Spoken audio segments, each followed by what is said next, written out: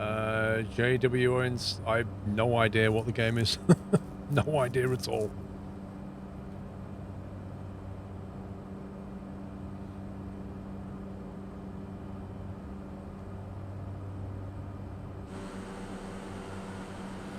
Right, island hopping. Yeah, the Caravans is a nice plane. Like you say, it's an all-rounder. It can land in short things, it can take off, carry lots. It's a real workhorse. You can see why they use it a lot in places like Indonesia.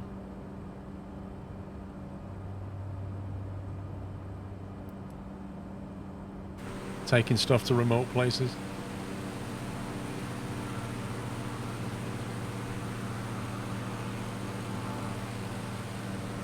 The solution is to get a tortoise so that they can outlive both you and your great-great-great-grandchildren. Yeah, but then who's going to look after the tortoise when you're gone?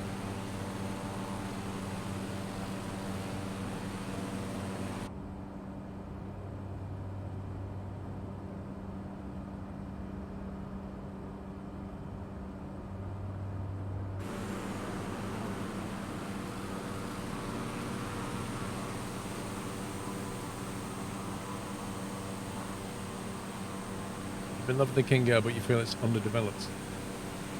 The Kingo, yeah, the Kingo systems are underdeveloped. Just the way they... It's the same with the Caravan, though, in a way. The way the engine handles is not real. Like, it's a simplified version of the real thing.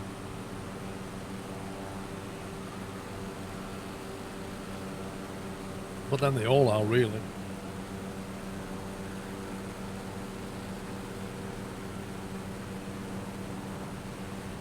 You pass it down your ancestors like a family heirloom.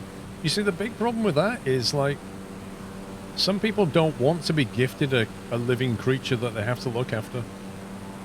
Like, well, I never volunteered for this. This was your animal. Absolutely, Kev. We're just waiting for some good stuff to come along.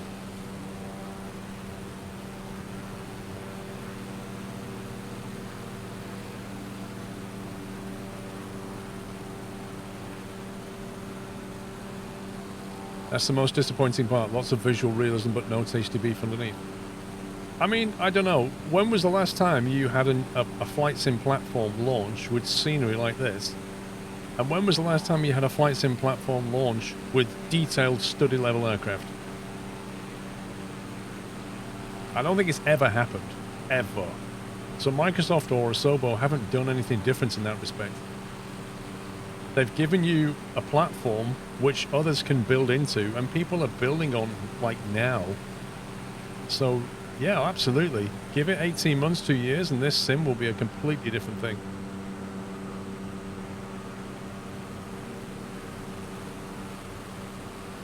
I think the answer to the question is just enjoy what's here.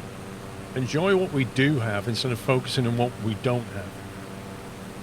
If you want to fly study level planes, you're going to have to go elsewhere for now. Absolutely. But there's still a lot to enjoy for me. I mean, being able to fly anywhere in the world is just fantastic. SDK sucks hard. I don't disagree. Asobo, you know, from what I've seen, Asobo are aware that the SDK is lacking, and they've got their work cut out, and I think they know it.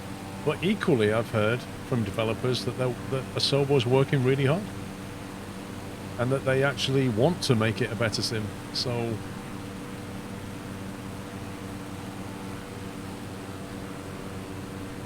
for a consumer product, it ain't bad.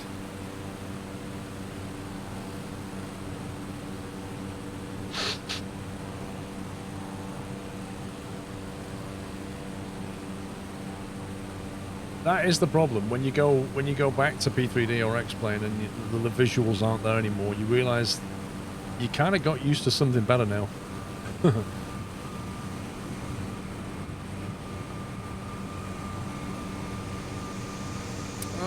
Pop the cats. I don't agree with that, and I don't think that Microsoft will abandon it.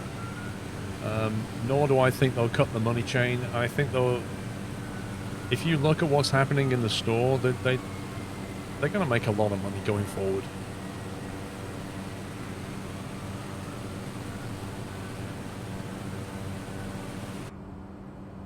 Altitude, that's the question.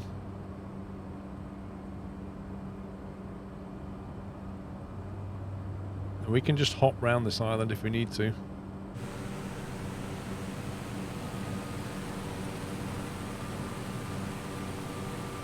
I don't fly ultra, I fly a mix of high and ultra. If you look down the ultra settings, some settings you don't really need to have on ultra. So, you know, I knock a few things back to high.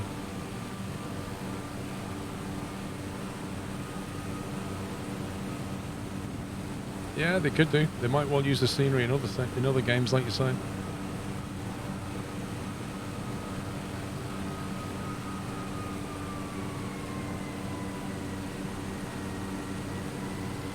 Well, yeah, you've got to ask yourself, if this sim looks like this in 2020, what's it going to look like in 2030?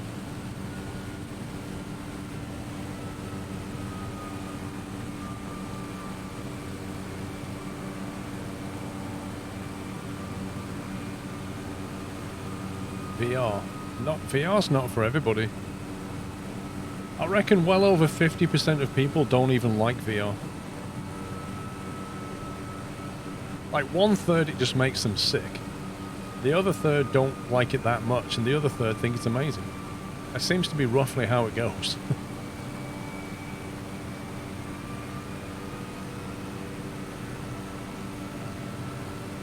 Well, there's that. There's the whole accessibility of VR.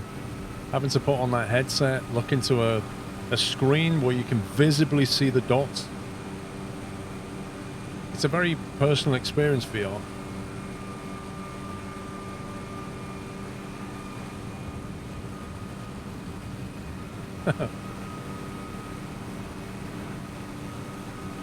Sickness is only in the beginning. That's not true. I mean, I've known people that no matter what, they can't even play FPS games without feeling sick, never mind VR.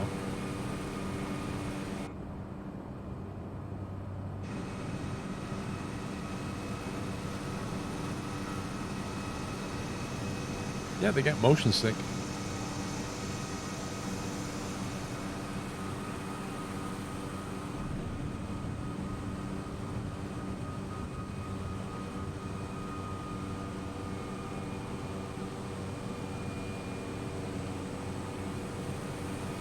Hey, do you know what? They could make that game.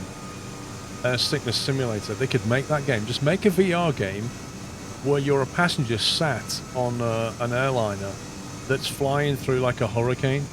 So you're in VR and it's literally like throwing you around like this in this hurricane. And the idea of the game is how long can you go before you bring up your breakfast? And you have to press a button when you've thrown up. What a game. Chundersim, we can call it. How long can you last on Chundersim? I've done 9 minutes. 9 minutes? Without chundering, yeah. Yeah, that would be the next stream meme game, won't it? Chundersim.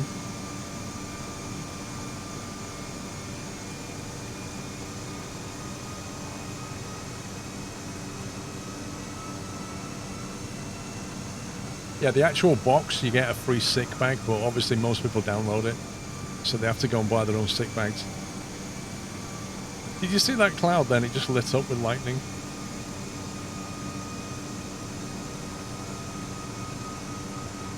You'd back it, Pampese. There's a game where you sit on a plane as a passenger. Maybe they could just adapt that for VR. United? You serious?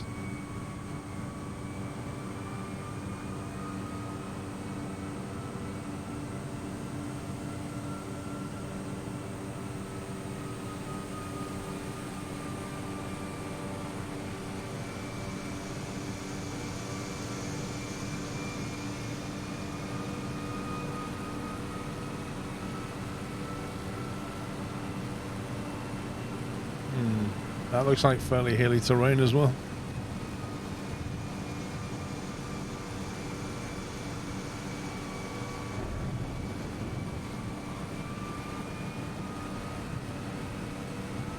Dirt Rally was your first VR game. 2 weeks gradually train the brain to not get sick. It sounds like getting your sea legs then. I mean, when I first played VR, I did feel a bit queasy. I did get used to it, but I wouldn't say I'm completely used to it. I don't think I could play VR for more than a couple of hours. I'd have to take the headset off. The trouble is, I've seen people, and I've experienced this, where you play a VR game and you don't actually feel sick, but you take the headset off, and within like 5-10 minutes, you suddenly get this like wave of nausea that comes afterwards. That's horrible. Silly Billy Cow, thank you for 4 months. Been a good flight so far. We should do an airline flight sim. Yeah, we could do that at some point. Connor, hoping to join at the next airport. Does it matter what time I set it to in game? As it says, the time command is 1:35. Doesn't look like it on the stream. So my time in the game currently, Connor, is local time 5:54 a.m. So you could go for like 6 a.m. or something. But it doesn't matter if you want to. You can fly at night in the rain if you want to. It's entirely up to you. You don't have to do what I'm doing. I'm on live weather with a local time.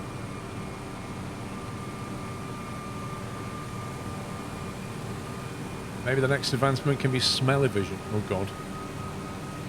Smell-o-vision. Can you imagine that? They'd call it 4D gaming. You'd have your VR headset and then it'd like blow smells into your nose.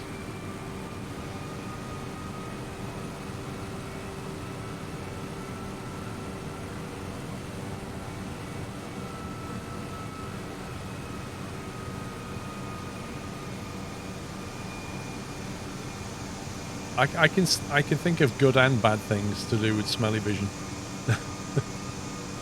I can think of good and bad things.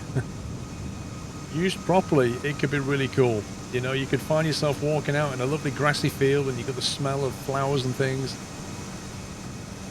Or walk into a restaurant in a game and you can smell the burgers frying. But then I can also think about how bad that could be. Like, for instance, when you climb down a sewer in a game. See, it ain't going to be great at that point, is it?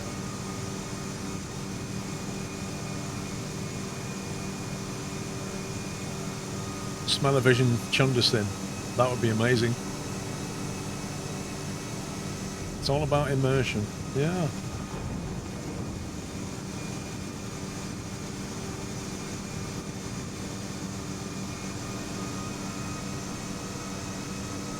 Yeah, that's true, actually, Ice Crack. I think they'd struggle to have chemicals being produced. I think you're right.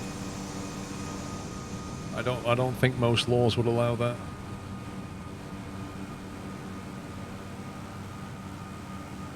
Well, I think they'd have to do it with fixed chemical smells.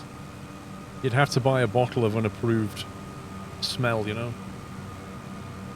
Which obviously, like, it can't go mixing stuff. It would obviously limit it.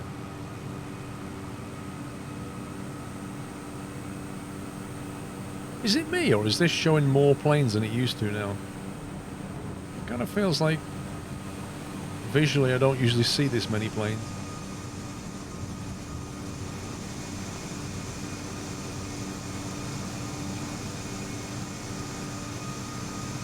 Get somebody to stand in front with a load of sprays. Well, like, there's not much immersion in that.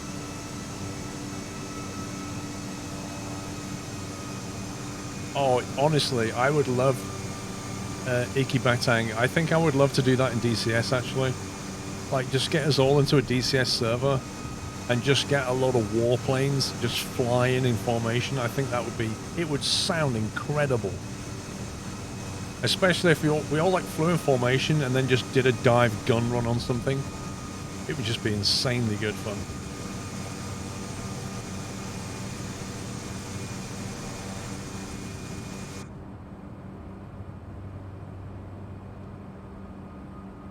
Right, where are we?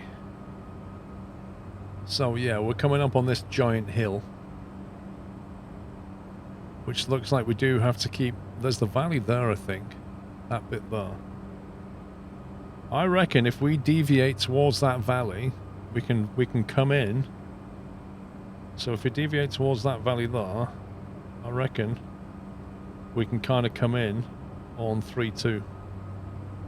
So effectively try and fly roughly something like that, which begins at that valley.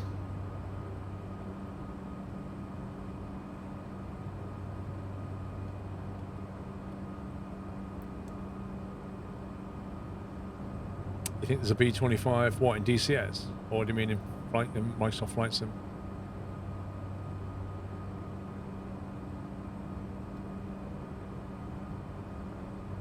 How many of you guys actually have DCS? Just wondering whether it's possible.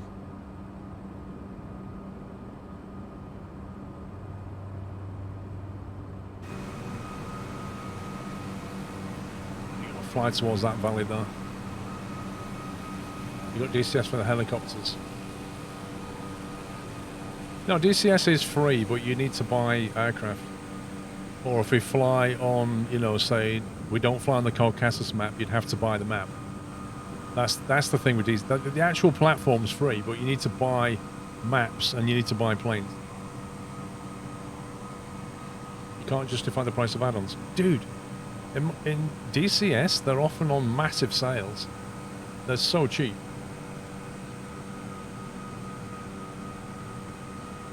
Anything that's more than a year old, like, they discount heavily. The DCS soundscape alone is worth it, and the frame rates are incredible. The maps are like not massive, but they're big enough. Yeah, the control mapping is an issue. There's a lot of controls to map. But the DCS mapping is pretty good. I need to fire up my DCS. I really do. It's been a little while.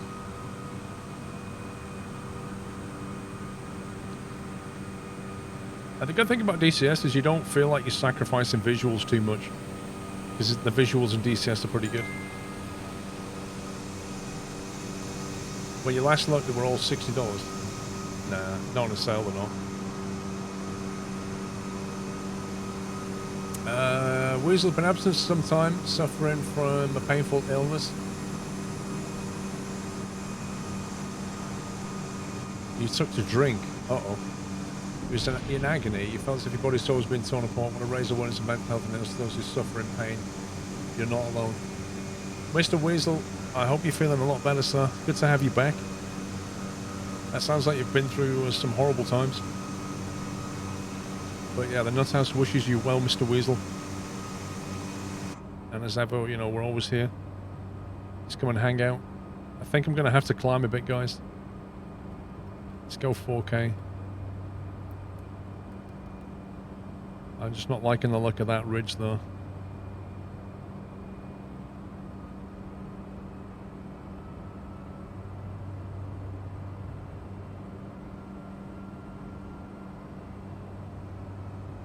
Mental illness is way more common than most people think.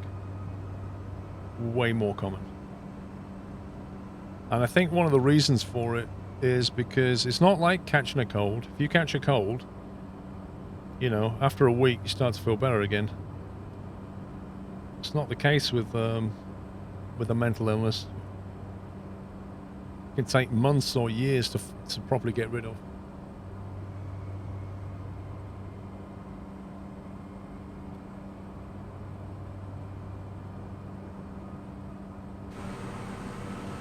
There we go. So we fly along this valley like we said. So effectively what we're doing here is just tracking through this valley. And then we're going to head down towards the approach onto 3-2. That's the plan. Yeah, I mean, you know, mental illness is something, you know, I've had anxiety, I've had depression. And I don't mean I've had just like anxiety. I mean, I've had bedridden depression in my youth. I've been there. I've been in that high anxiety state. I've been through all that mental illness. And I'm sorry to say, it's not really something that you ever truly get rid of. Once you've had it, once you've had that kind of depression or anxiety to a certain level, it never truly goes away. It's like this thing that lurks. It's always there ready to get you whenever you're weakest, whenever you're lacking sleep, whenever you're down, you know, you had a bereavement, whatever it is, there's always a trigger that will bring it back. It's just something that you have to learn to cope with. It is. It's a matter of managing it. That's what it's about. It's never truly gone.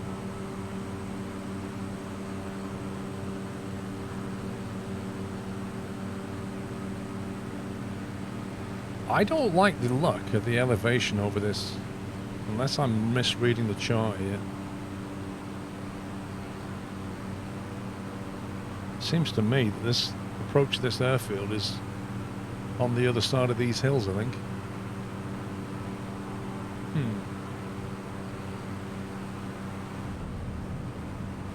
It took you 7 years to be free of it. Yeah, it took me... It happened to me in my final year of university, and I almost didn't finish my degree. I very nearly didn't finish it. But somehow I did. Let's go that way. I think we're trying to go around that valley there. But after that, it took a couple of years.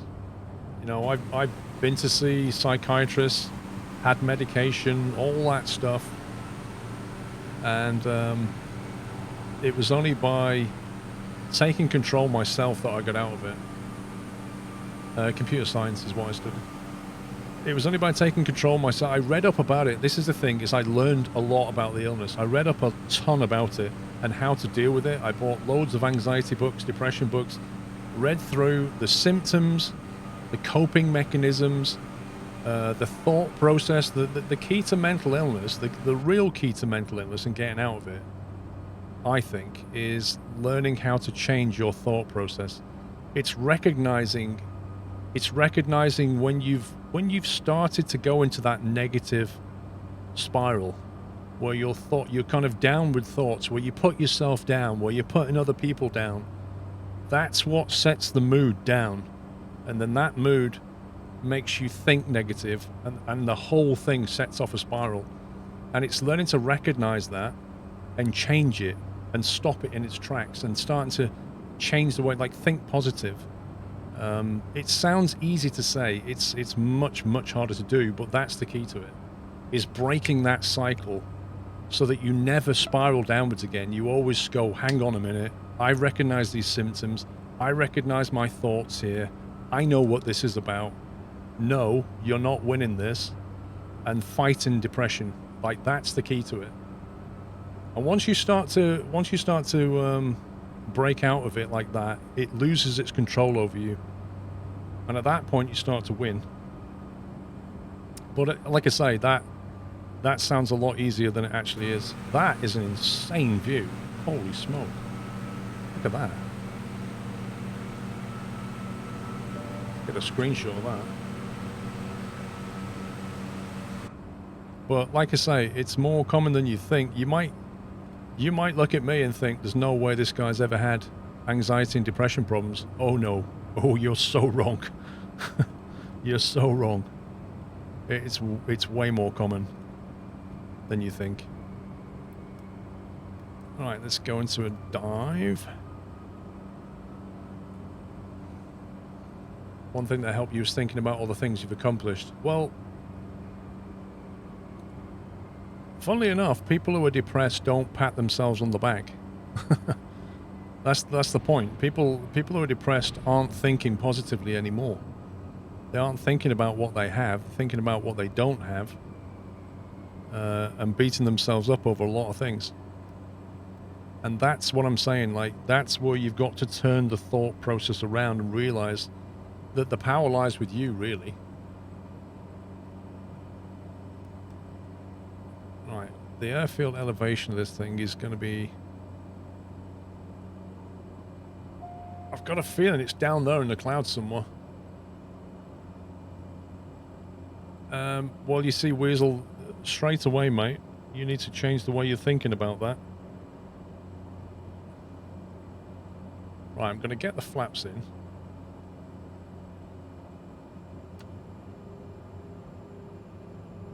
Because I can see the airfield through the clouds now. Right there.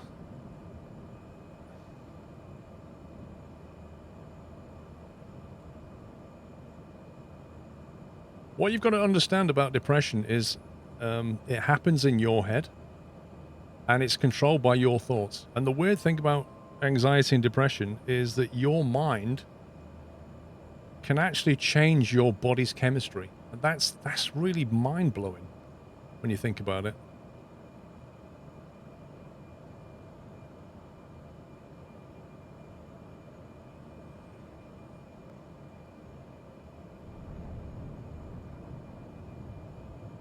Like, you can make yourself feel good and you can make yourself feel really bad.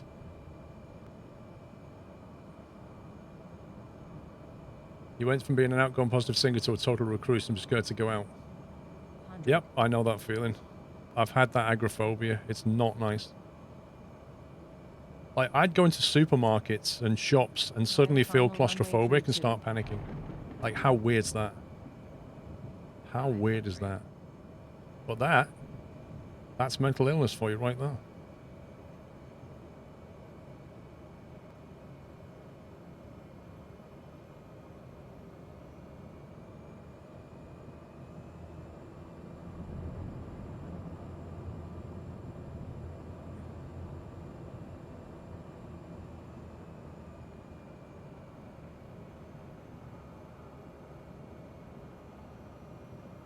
That was a pretty cool approach. We got over the mountains there and there was beautiful scenery.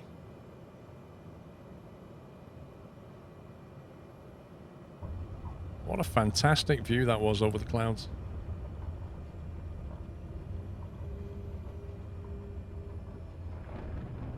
We are in WADB is where we are.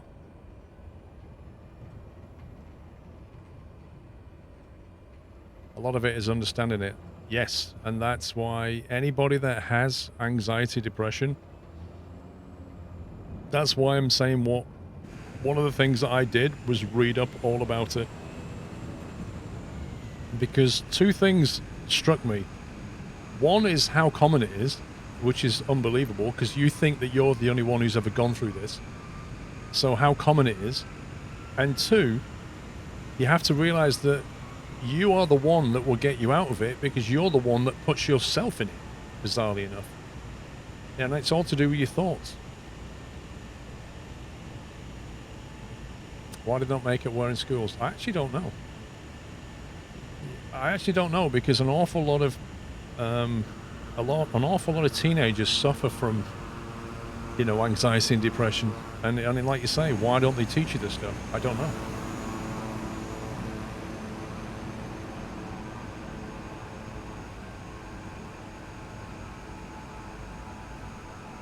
Wow, look at the hills there. You can hardly see them now.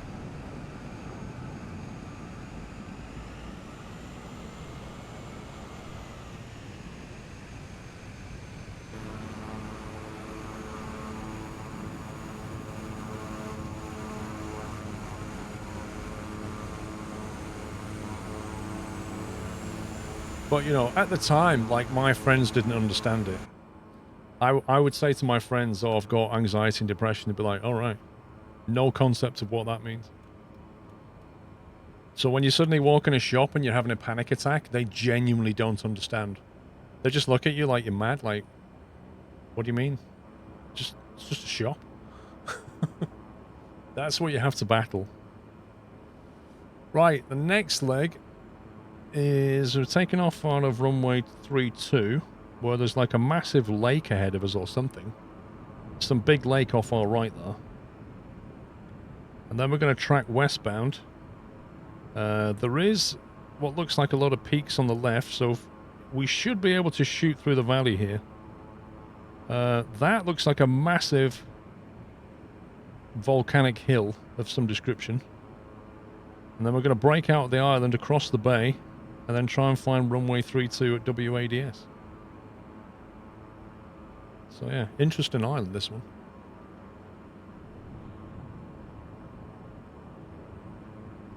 Pigben, thank you for 9 months, sir. Right, guys, punch it. Let's go.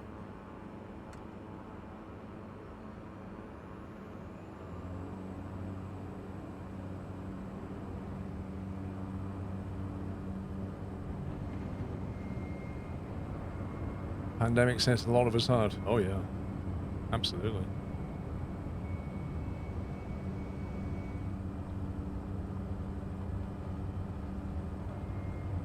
I mean, no more so than people who've needed treatment for other illnesses and have been unable to get it. They're the ones who've been hit the hardest.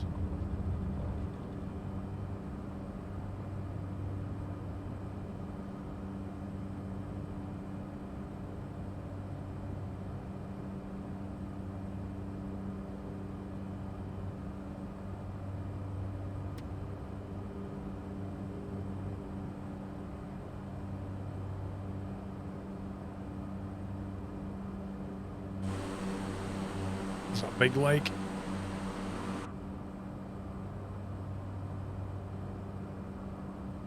Well, I think we need to get some altitude going here. I reckon maybe at least 4K, maybe 5 to get over these hills. We'll see.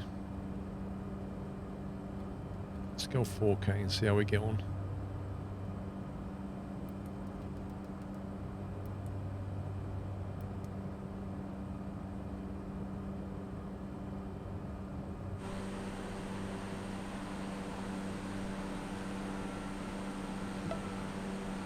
The biggest problems where you live, men are taught to not man up. It's a very interesting phrase, that one, isn't it? Man up.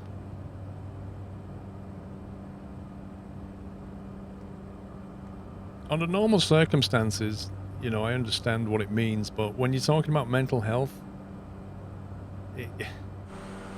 it shows a lack of understanding. Volatus Sim, thank you for 4 months. Great to be back. This is a topic should no longer be taboo. It affects more people than we realise. It should never be taboo. I agree.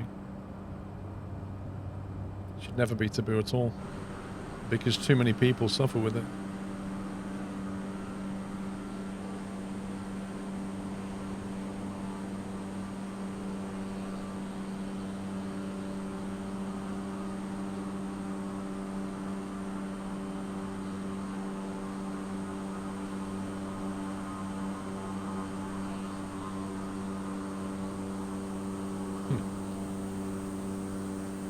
That was Zara mean.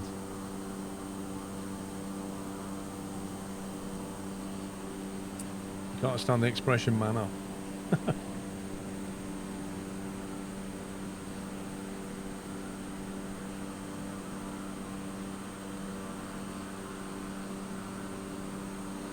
You found the apple technique really helpful. What's the apple technique?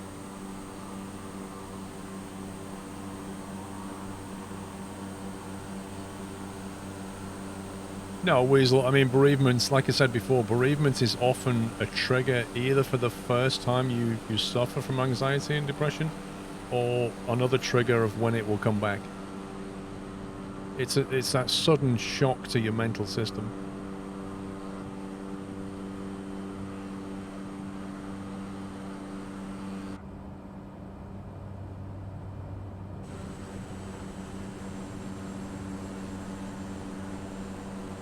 I forgot Mrs. Squirrel brought me a cup of tea. Actually, it's a coffee. Interesting.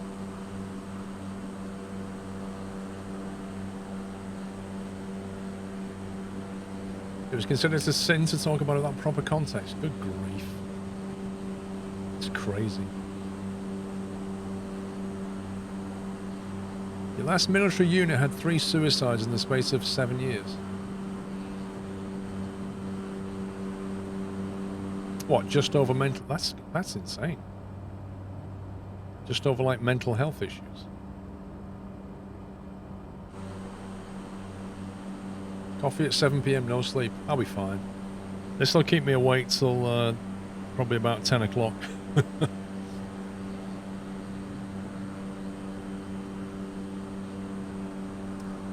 Neil, I had an app on my phone that was like a breathing...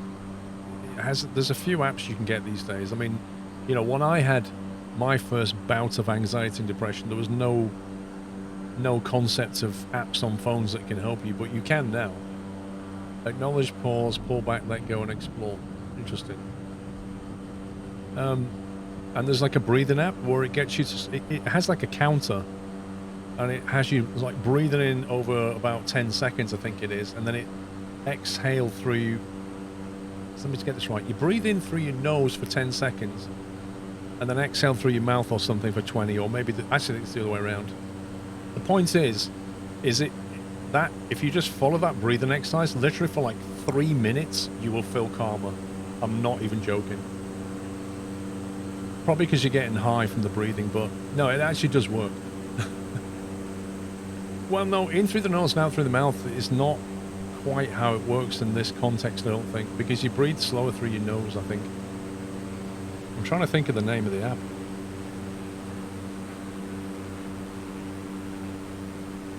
Let me see if I've still got it.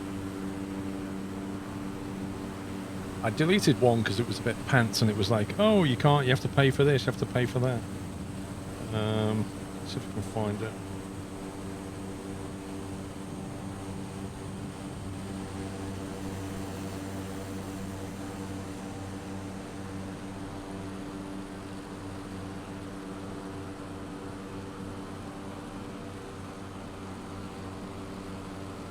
A lot of them are they're just trying to get money out of you, but there was a breathing app.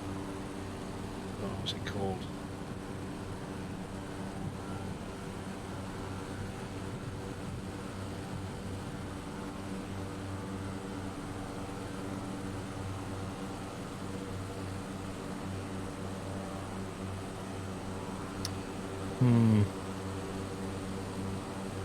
Don't seem to find it.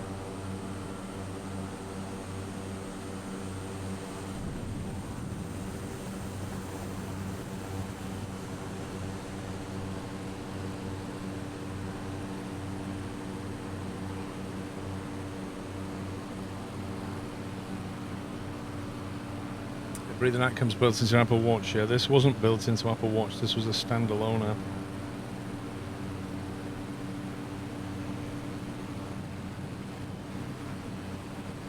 I think I might have deleted it.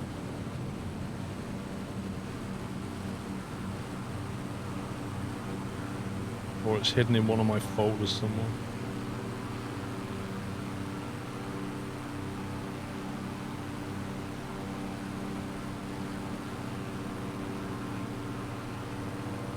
I don't know.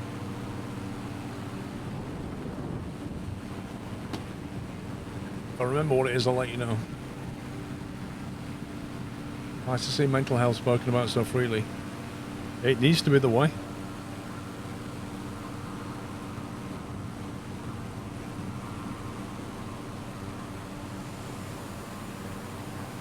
But yeah, there's a bunch of apps you can get, and they start off okay, but then it's like, oh, you need to buy this anxiety module, you need to buy this depression module, you need to buy meditation. You're like, come on. It's just a cash cow, you know?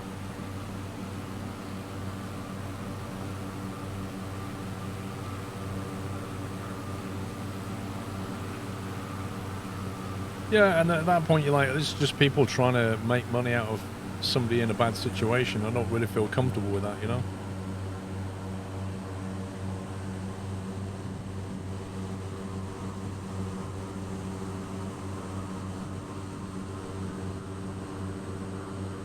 When your anxiety app gives you anxiety. Texturing on that hill doesn't look right, does it? It's like, it's way too green compared to the rest of this. It looks natural, that looks like a bright green.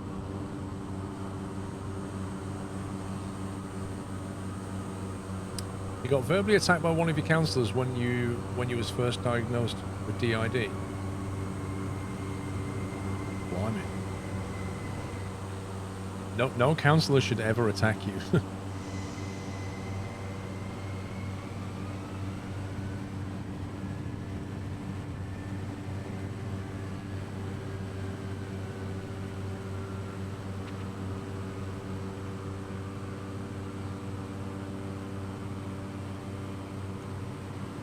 You don't need to attack people back, Emperor. You just need to stand your ground and point out to them what they're doing.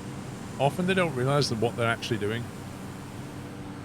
It's amazing sometimes if you just hold a mirror up to people and say, look at what you're doing here. They're like, oh. I didn't mean to come across like that.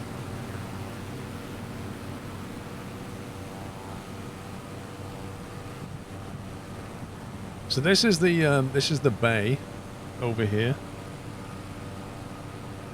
We're about to fly over.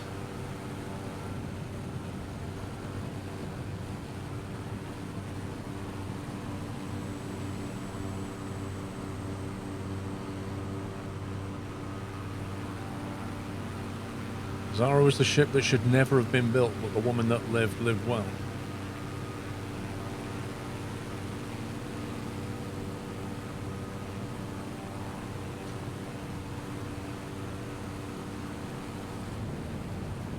Five bins behind, so you'd rather stay in the air than landing. Fair enough.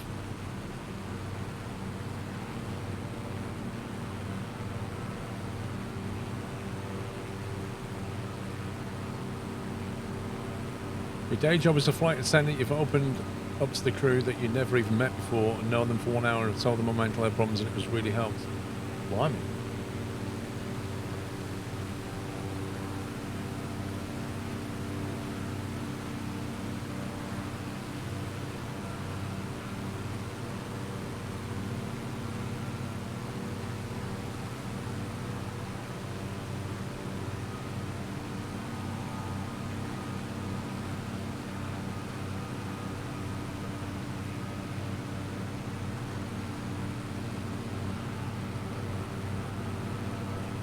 It's like a lot of farmland around here. You can almost see like each house has its own plot of land. Properly detached homes. Lucky where you live, you have to self-revert to mental health app without having to go through your GP anymore. I think there's a trend in general with GPs. They're trying to do more and more self-help stuff and more kind of less visiting doctors and more seeing them online first via like using technology to sort of talk to them via the phone, video conferencing, and then they'll make an assessment about whether you actually need to come in and see somebody.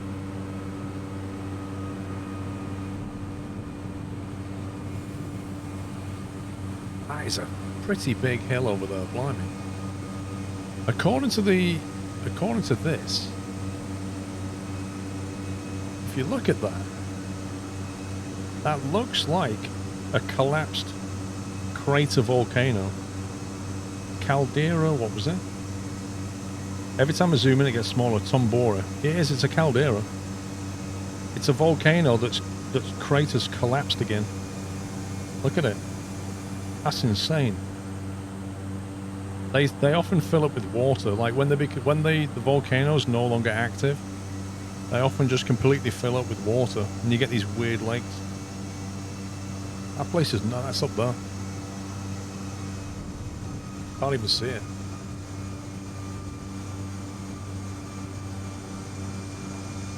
Aer Lingus is a bit out of his patch.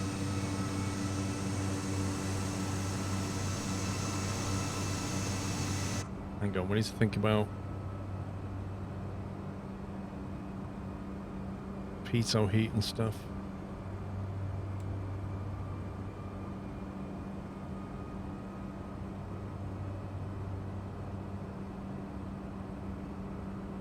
Yeah, the weather does look a bit ominous. Not loving this. The eruption at Tombora is the biggest in recorded history. When did that happen, Beaker?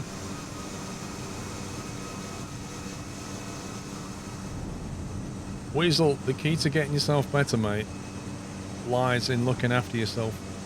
So that means eating. Eating, resting, and calming your mind will go a long way to making sure you get well again.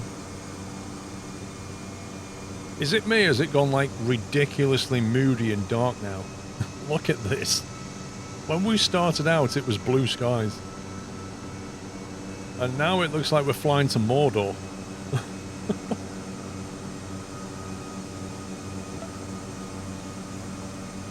Mr. Davor, thank you for 37 months. Jamer, thank you for 9. Streams like this, it keeps me coming back to the nut house. At its best, keep sharing the love. Thank you, Jamer. Vagabond Kitten, latest sub, welcome. Good to have a kitten in the house. Is it a metaphor? Yeah, it could be.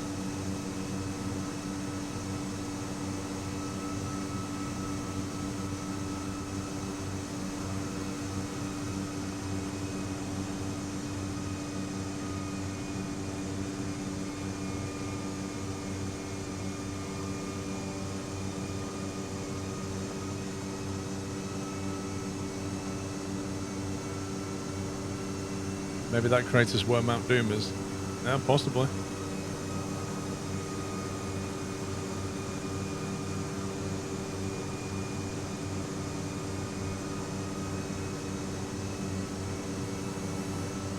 Whoa.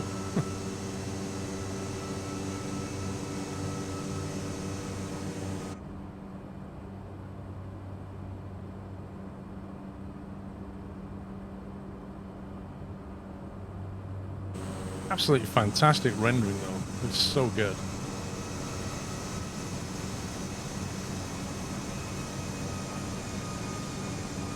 The weather is getting worse though.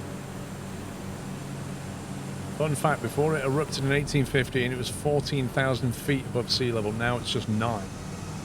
The eruption blew away 5,000 feet. Can you imagine? Hideous. Can you imagine the amount of energy? The amount of energy that it took to lift and blow 5,000 feet of earth, you know, away from the top of a mountain. Like the amount of energy that took. It's crazy.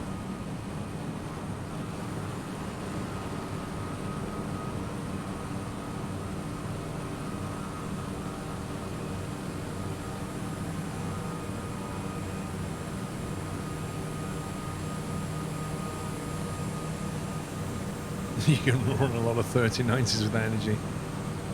Absolutely.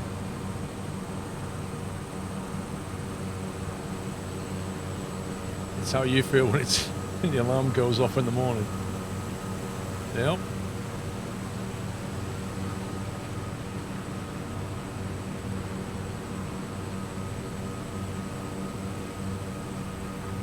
You wonder how good this game will be when it comes out on the Xbox? I have no clue.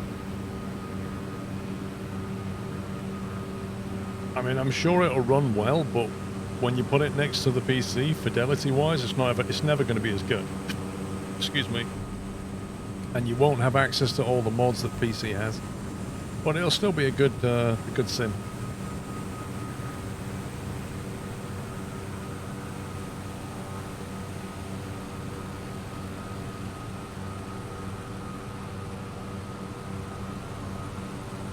The sky, like, honestly, the sky in Microsoft Flight Sim alone is better than any other flight sim. It's just incredible.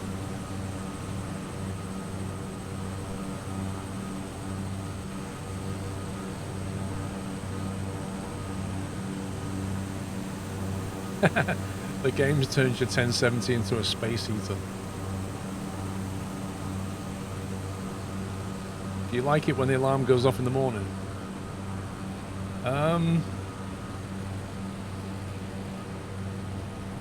I don't know. I don't know. Some days I wake up, Muffins, and I feel super tired, like I don't want to get up. You know what I mean? Some days I just wake up and I just want to carry on sleeping. Other days I'm like, yep, let's get up. We're just people. For whatever reason. Energies. Some days you've got a lot of energy, some days you don't. That's what separates us from machines, really. You ever snooze your alarm? What I do, Muffins, is I have my phone set for a certain time. But I have one of those kitchen timer beeper things, right? And I always set that. I set that for like 15, 20 minutes after the phone alarm.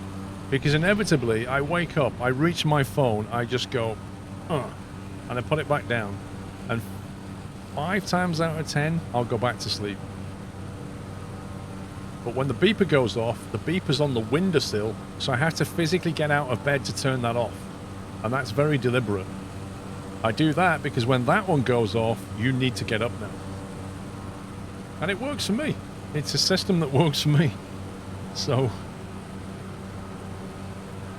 I have a primary alarm that I often ignore and a secondary alarm that tells me, now you need to get up, really. Why don't you put the phone further away? I think I like having the two-step thing. It works for me. I don't like getting up on the first alarm. But more importantly, my phone charger is next to my bed and it's not near the windowsill.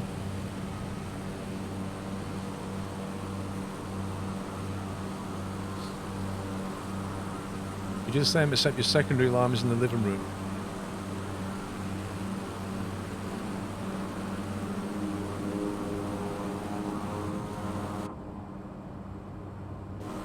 Right, we are not a million miles away. We're about 16, 17 nautical away, I think. From the airfield.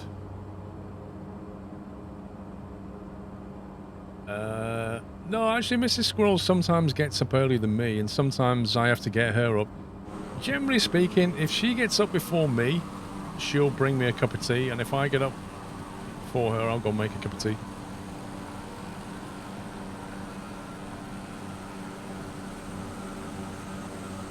You have a cat that hears the first alarm and then licks your face until you get up and feed him.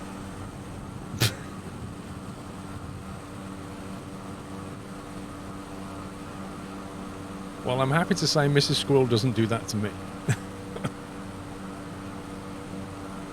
I don't think I'd like that very much.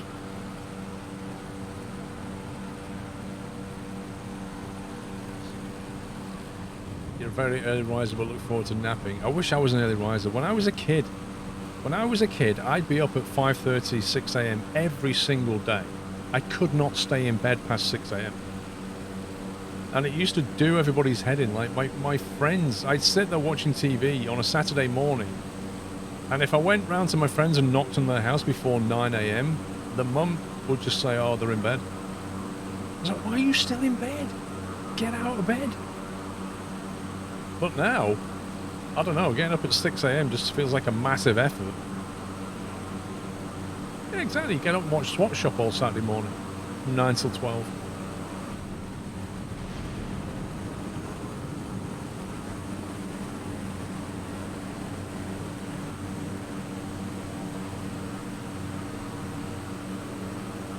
He was like that back when he was a kid.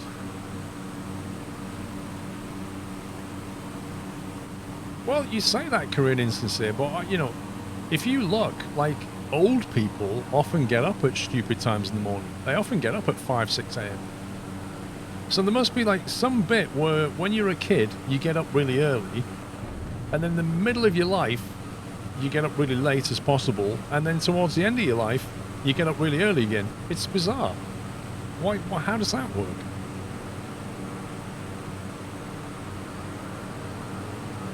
Your wife kicks you out of bed, literally. Wow. Kicks you out of bed. Make me a brew.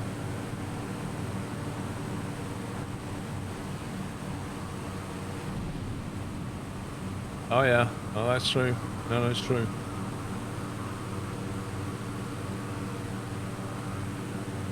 You're 40, you've got up at 5 each day for the last 10 years. How do you do it, man? How do you do that? There's so many things going on in my house at 10 o'clock at night that it's almost impossible to go to sleep. And if you don't go to sleep at 10 o'clock, how do you get up at 5? Your grandpa is 94 and gets up at 4:30. That's just nuts.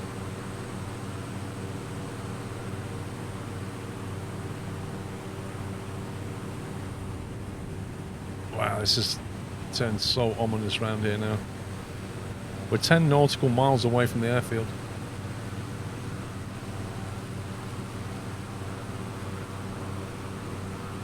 You generally get between 4 and 6 hours sleep a night. Really, Dave? Blimey. Yeah, Rhino, I can't go to bed at 8:30 or 9. There's people watching TV in the house, playing video games. Like, there's just too much going on to even think about going to bed before 10 o'clock. Somebody will wake you up at 11:30 when they go to bed. It's not possible.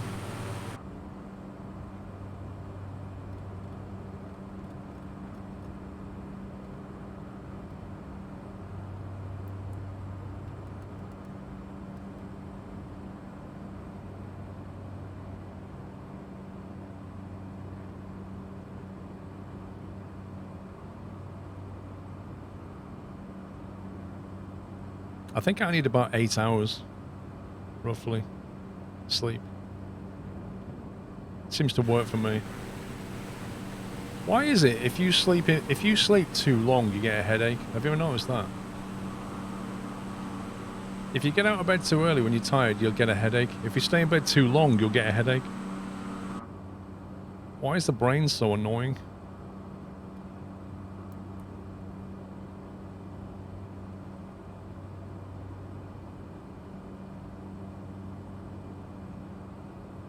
I actually don't know what the airfield elevation is.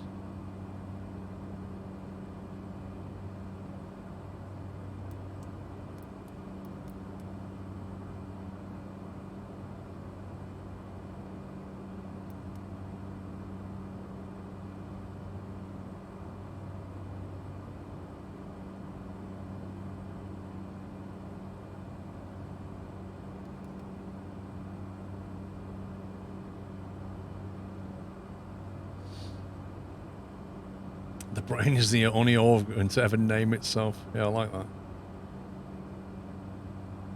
Your brain is basically Skynet. It's self-aware.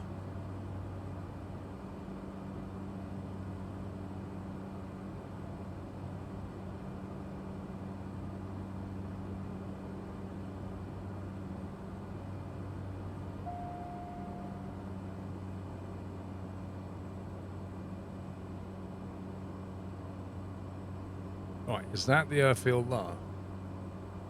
Yes, it is.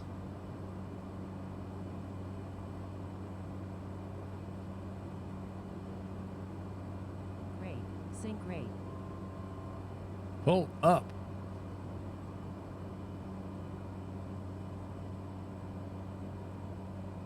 Thing is, I don't think it's just about how much time you sleep. I think it's about the quality of it as well, you know?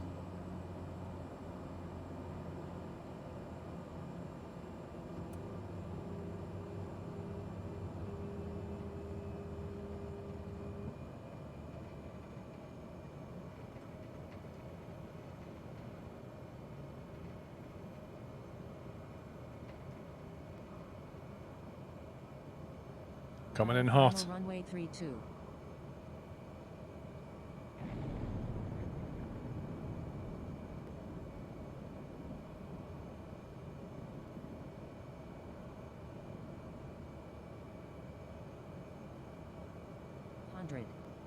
You have to get up at 4:55 tomorrow. Your shift starts at 5:36. I find it easier to get up if I have to get up. You know, like, let's say I've got to get up at 4:55 because I'm catching a plane at 10 a.m. or something, then I will get up. But if I have any kind of choice over it, I just suddenly become very, I'll get another 20 minutes in bed.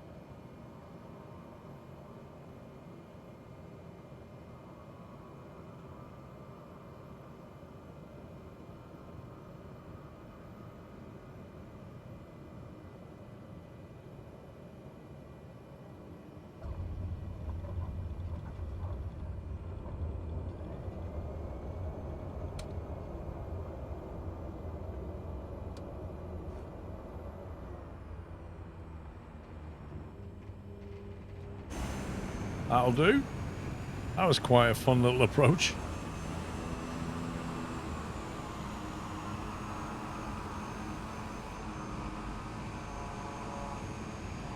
Can you all possibly fly over Houston? You do realize we're in southern Indonesia right now.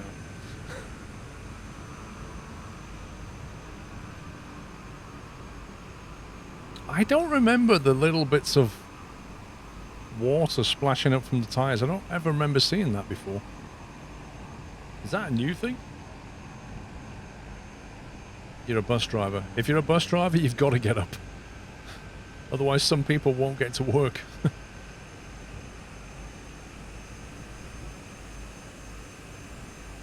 What time do the servants get up? The servants don't get to sleep. They're 24-hour. Constantly on call, the servants. How dare they sleep?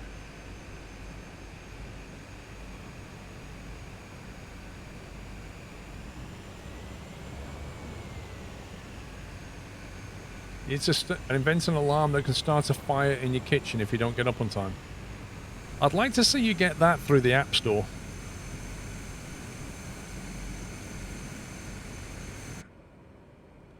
Right, next leg is... Let's have a look. WADS. Let's see. Now this could get interesting. Because if you actually look at this one, there's an awful lot of elevation. So I think what we'll do is we'll take off on a runway 32 and we'll follow the coastline. So we'll go something like... Hang on. For some reason I'm moving. We're going to follow the coastline like that. And just go basically around all this stuff before we head down. Chuck over to the next island and we'll land on 3-1. So maybe follow the south side of that. So take off on 3-2 and then head on about 290 heading along the coast a little bit and then we'll turn in. That makes sense.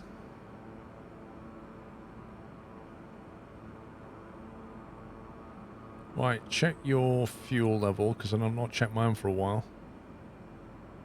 Or a splash in. Check the barrow. Check the flaps.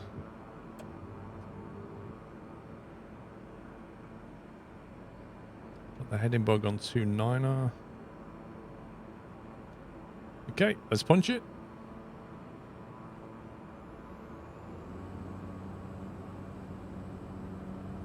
Needs to be an alarm that puts the kettle on.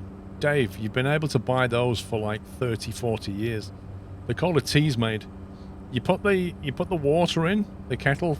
It's like an integrated alarm tea maker. So it basically boils the kettle, then filters the tea, and then sets the alarm off. So you wake up and make yourself a cup of tea. I've never owned one, but they've been out a long time.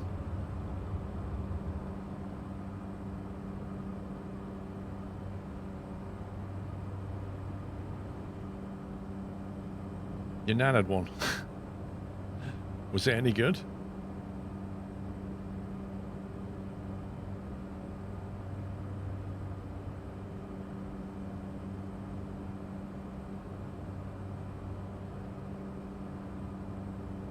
You've got one, it's called the wife. Wow.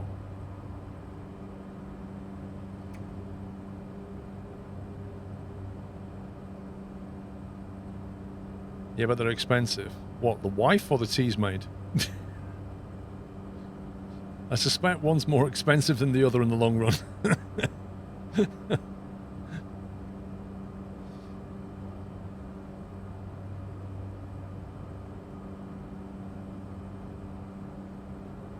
Alright, I reckon we can get away with... fairly low. Let's go 1,500 and see if we can get away with that.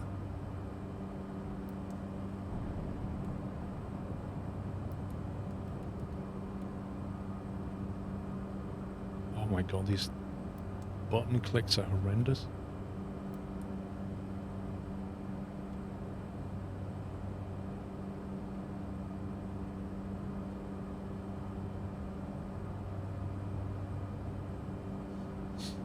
If I'm the most annoying alarm, wakes me up because the sound keeps echoing in my head for hour after hour. Have you ever, like, where you've had a dream where you're waking up in the morning, but then there's a noise happening in the bedroom or near the house, and somehow your brain incorporates that into the dream that you've got? Where you can, like, hear something, but it's in the dream, and then you wake up and realize that it's actually something in the house. That's so weird when that happens.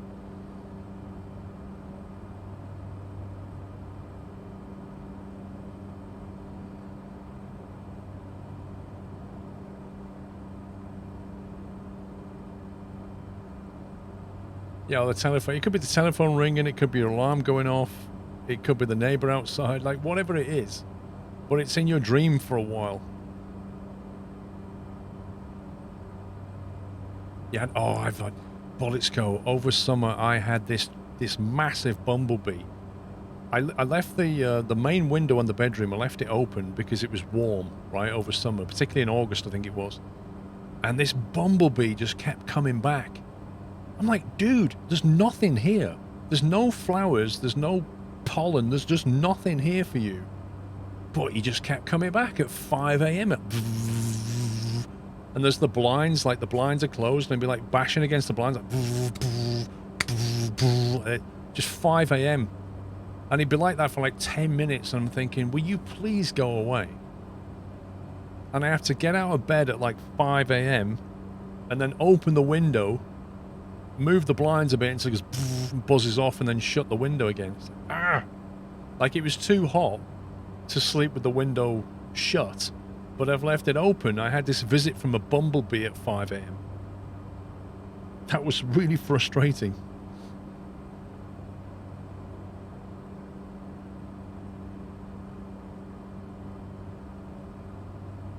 But yeah, that bumblebee would often make its way into my dream because the buzzing sound would come into my dream.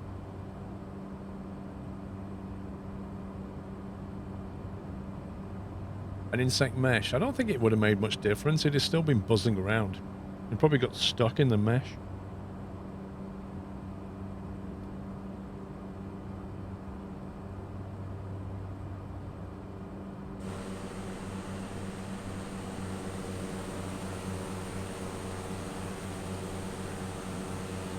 A bee alarm clock. Oh my god, no. I don't want waking up with the sound of a wasp or a bee. Good grief.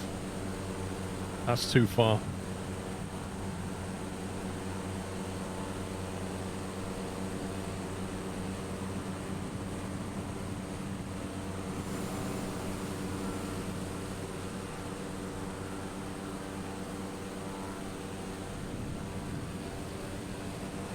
Cool. We'll be making our turn shortly. I think that is the island that we're heading to in the distance. But we're kind of heading over that way somewhere.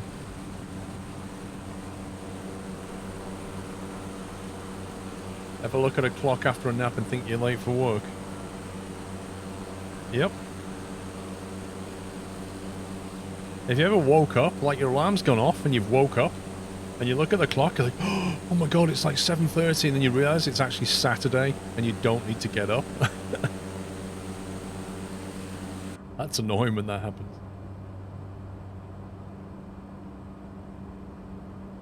Right, let's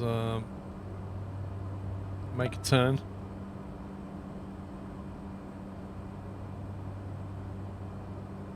I want to get over these hills here before we can turn onto our actual final course. Frosty Jack. Wow, is that 5 years? Thank you, bro. Thank you for 5 years, Frosty Jack. You like waking people up and telling them that it's Christmas? Wow, wackaday, you're a scumbag. Wake up, it's Christmas. What? What? No, it's not. It's just December.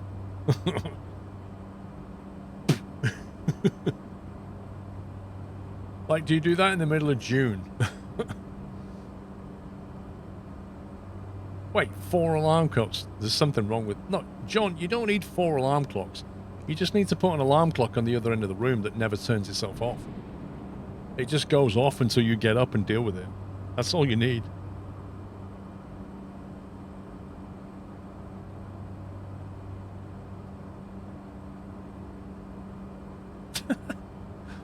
The videos on YouTube where people are sleeping in cars and the driver slams on the brakes and starts screaming. Yeah, that's... I don't know. I don't really agree with that. That can properly freak people out.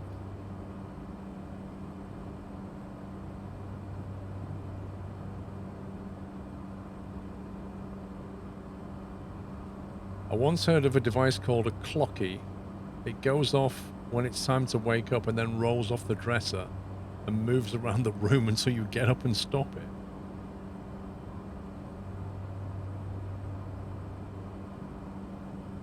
Clocks go back next week. That's always a strange one. They go back next week in Europe. When do they actually go back in the US? Because the US often does things at different times. I mean, you are right. Next Sunday, 2 a.m. they go back. And we get an extra hour in bed. November the 1st. So that's the week after. So you go back the week after. Okay.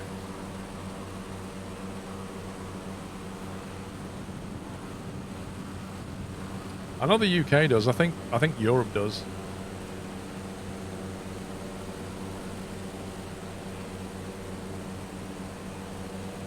You don't really notice the hour, Jens. I do, because I tell you what though, Jens, I notice it more in spring when we lose it. It feels like Sunday just disappears.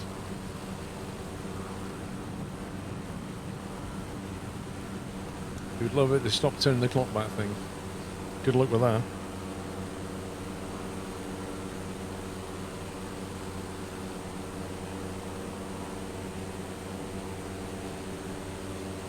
So the stream will start at 6 for me then, and not 7.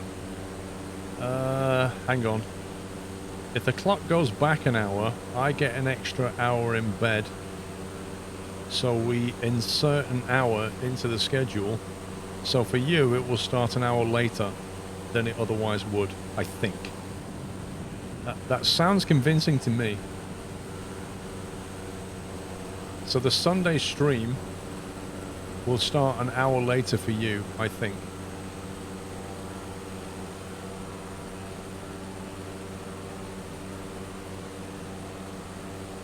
I believe, if I've worked that out correctly. Because I think when we get to winter, we insert an hour. So think of inserting an hour before the start time. We get the hour back and we drop it back into my time zone. So therefore, I only start an hour later. Does that make sense? Whereas when we're in spring, we take the hour out, so my schedule's like moves forward an hour.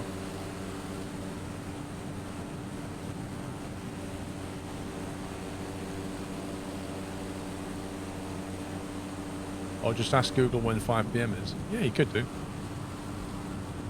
You could just ask a streamer instead, bro.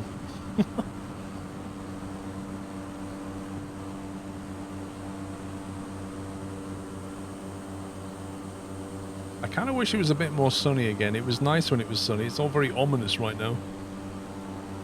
I think that is definitely Mordor over there, you know. Do we have daylight savings in WA? I have no idea.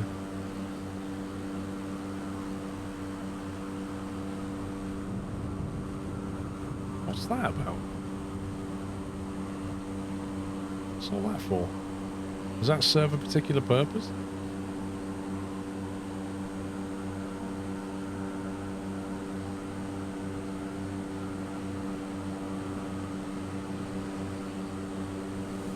On the right is Lake Sagara Anak, caused by explosive volcanic eruption of Mount Samalas in 1257. It's proper volcanic round here, isn't it?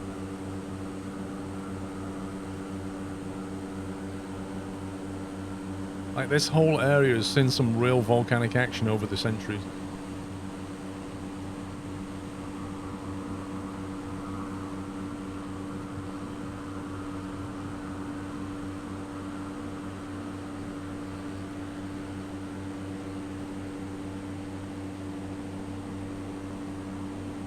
So is Scotland. I don't think it's had it on the same scale. I think there's so many volcanoes in this area. It's crazy. It's just the way the plates meet. Tectonic plates.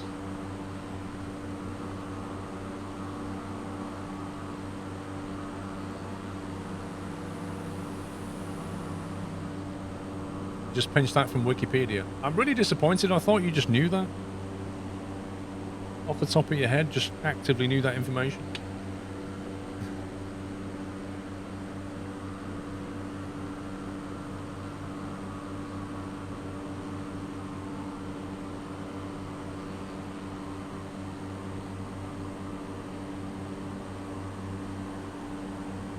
Yeah, did you see that? There was stuff coming off the wing, look. See that? Off the trailing edge, there was stuff coming off the wing. I've never seen that before in Flight Sim.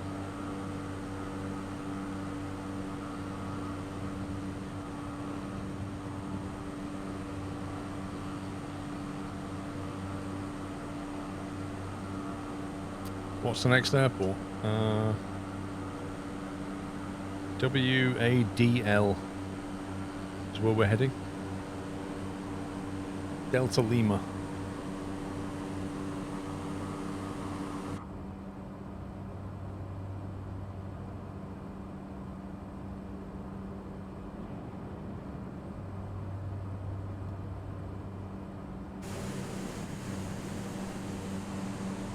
Yeah, that is some serious elevation, though.